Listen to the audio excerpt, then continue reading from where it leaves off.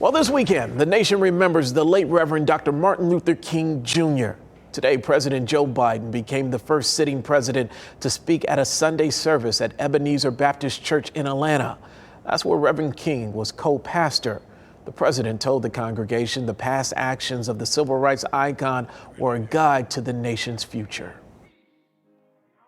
We, the people, are going to choose love over hate. I believe Dr. King's life and legacy show us the way, and we should pay attention. I really do. He had every reason to believe, as others of his generation did, that history had already been written, that the division would be America's destiny.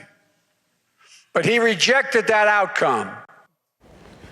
The president was invited to the Georgia church by his current senior pastor, shown right there, Reverend Raphael Warnock, who just recently won re-election to the U.S. Senate.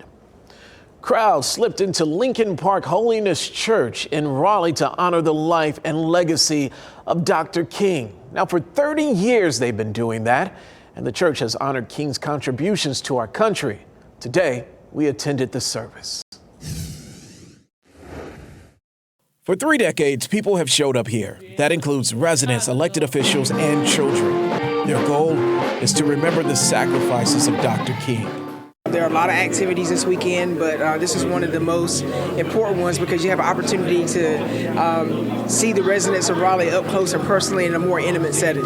It also emphasizes the importance as a man that Dr. Martin Luther King Jr. had in his influence upon all of society to make this world a better place. Inside Lincoln Park Holiness Church, those in attendance listened to the children's choir and heard from our current leaders on how we can all keep Dr. King's dream alive.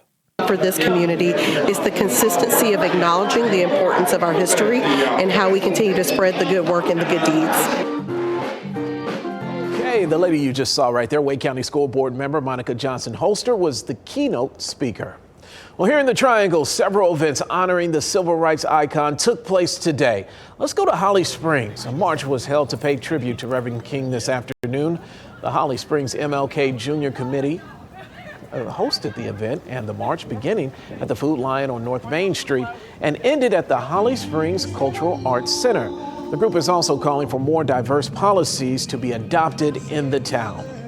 Well, for the 4th year in a row, Christ the King Lutheran Church in Cary hosted its interfaith prayer service to honor the life and legacy of the late Reverend.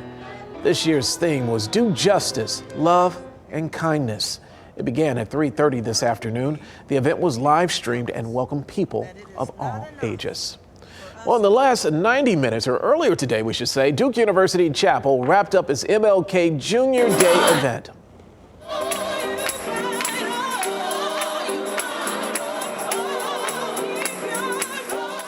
Oh, don't they sound so good? That was the Duke Divinity Gospel Choir performance you just heard. Today's speakers included Duke University President, Durham Mayor Elaine O'Neill, and keynote speaker Mickey Kendall. Now, Kendall is the best-selling author of a book called Hood Feminism. Join us tomorrow for the 43rd annual Martin Luther King Jr. Triangle Interfaith Prayer Breakfast. Faith leaders from across the area will honor the life and legacy of Dr. Martin Luther King Jr. WRAL's Gerald Owens will MC the event this year. Now, you can watch the live broadcast tomorrow morning at 8 on WRAL or wherever you stream WRAL content.